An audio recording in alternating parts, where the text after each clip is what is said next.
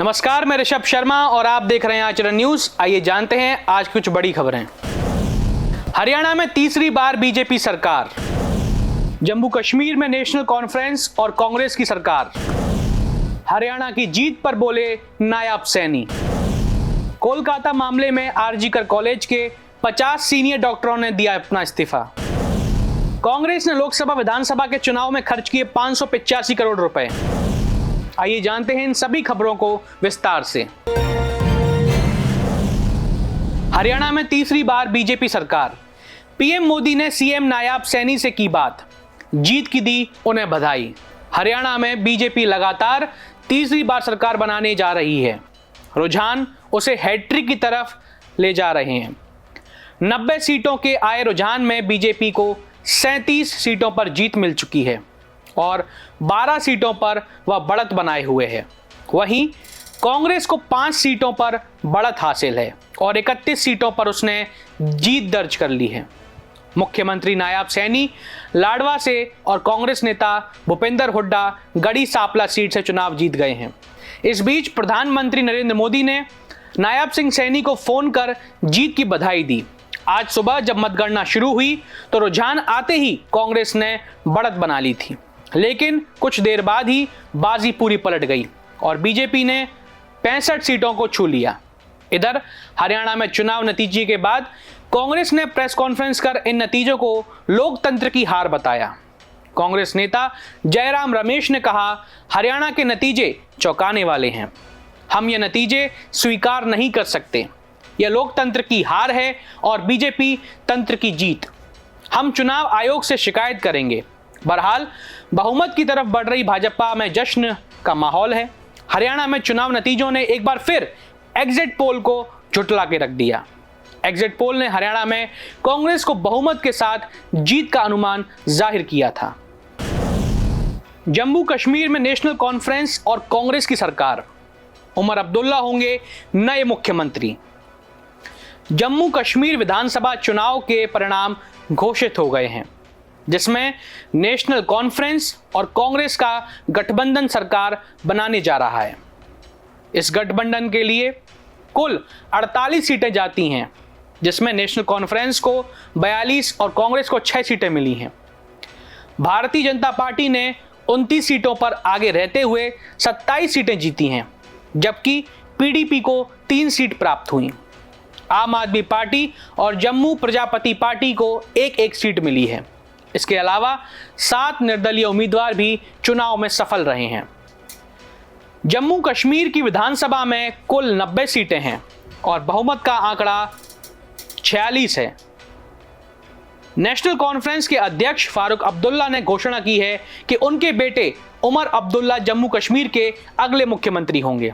उमर अब्दुल्ला ने बाड़गांव और गांदरबल दोनों सीटों पर जीत हासिल की है। इस बीच पूर्व मुख्यमंत्री महबूबा मुफ्ती की बेटी इल्तिजा मुफ्ती श्री गुवारा विजयबारा सीट से हार गईं। उन्होंने कहा कि वह लोगों के फैसले का सम्मान करती हैं।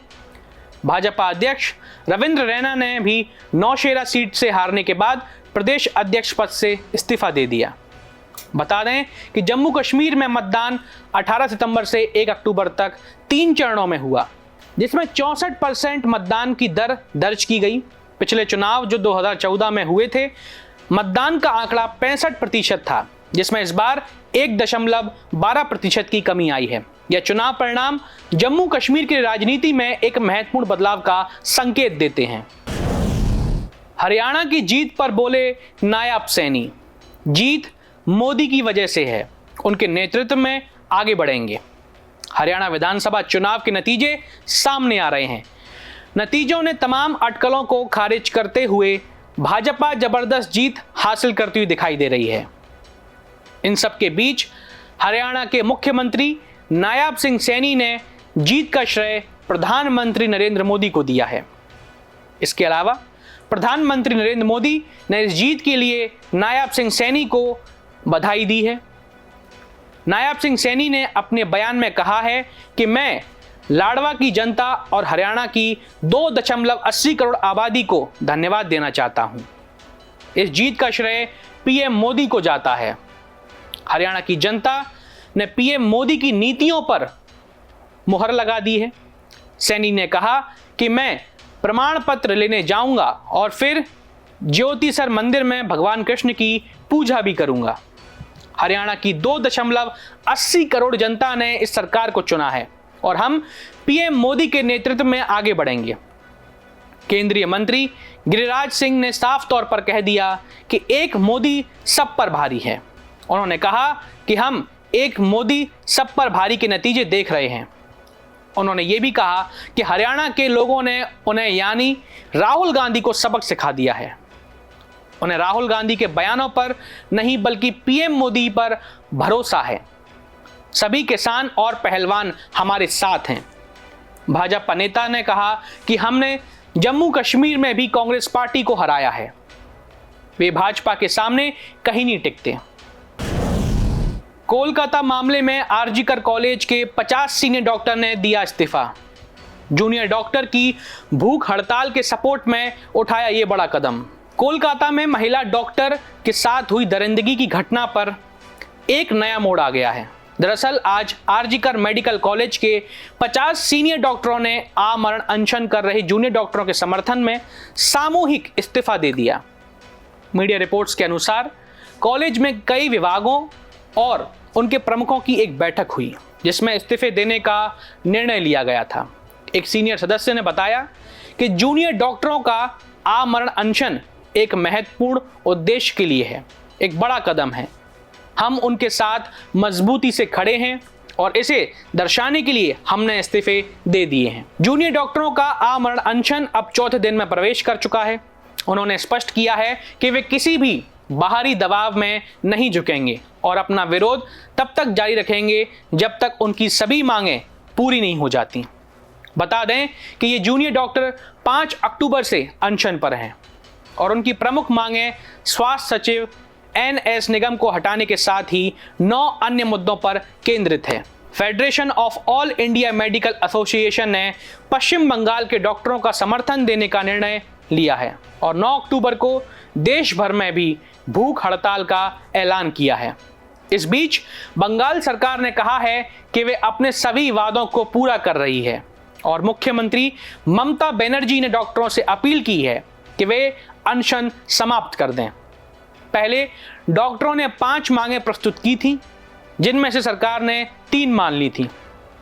ममता बनर्जी ने अन्य 2 मांगों पर विचार करने का आश्वासन भी दिया था, जिसके बाद डॉक्टरों ने अपनी हड़ताल समाप्त कर दी थी और वहीं अस्पतालों में काम पर वे लौट गए थे। हालांकि 27 सितंबर को सागौड़ दत्ता हॉस्पिटल में डॉक्टरों और नर्सों पर हमले के बाद डॉक्टरों ने 1 अक्टूबर को फिर से हड़ताल शुरू कर दी।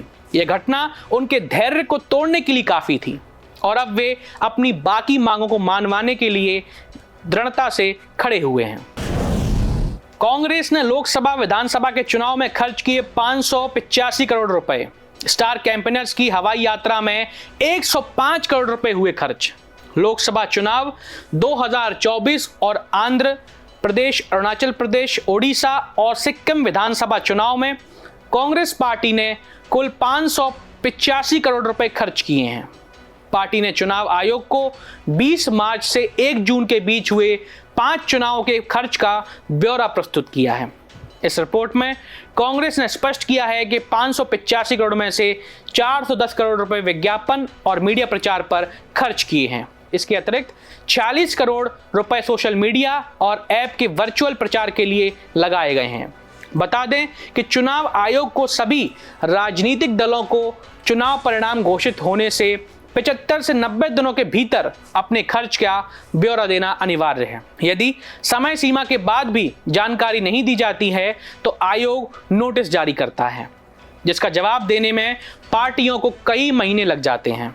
लोकसभा चुनाव के परिणाम 4 जून को घोषित हुए थे और 8 अक्टूबर को 124 दिन बीत चुके हैं। इस अवधि में केवल कांग्रेस ने ही अपना खर्च रिपोर्ट किया है। कांग्रेस की रिपोर्ट में बताया गया है कि विज्ञापन और मीडिया कैंपेन में 410 करोड़ रुपए खर्च किए गए, जिसमें पोस्टर, बैनर और अन्य प्रचार सामग्री पर 68.2 करोड़ रुपए खर्च हुए। पार्टी ने स्टार कैंपेनर्स की हवाई यात्रा पर 105 करोड़ रुपए भी खर्च किए हैं। जिसमें मल्लिकार्जुन खड़गे, राहुल गांधी और प्रियंका गांधी का खर्च शामिल है। चुनाव की घोषणा के समय कांग्रेस के पास 170 करोड़ रुपए थे और बाद में पार्टी के खातों में 539 करोड़ रुपए जमा हुए। साथ ही 13 करोड़ रुपए कैश के रूप में प्राप्त हुए। हालांकि इनकम टैक्स विभाग ने 105 करोड़ रुपए के बकाया टैक्स के लिए कांग्रेस को नोटिस भेजा था, जिसके चलते पार्टी ने आरोप लगाया था कि भाजपा के इशारे पर उनके खातों को फ्रीज किया गया। इसके खिलाफ कांग्रेस ने दिल्ली हाई कोर्ट में अपनी याचिका दायर की थी, जो पहले खारिज हो चुकी है, लेकिन बाद में उनके खाते डीफ्रीज कर दिए गए। देश दुनिया की सभी खबरें देखने के लिए जुड़े रहिए आचरण न्यूज से। आचरण न्यूज, हर कदम आपके साथ।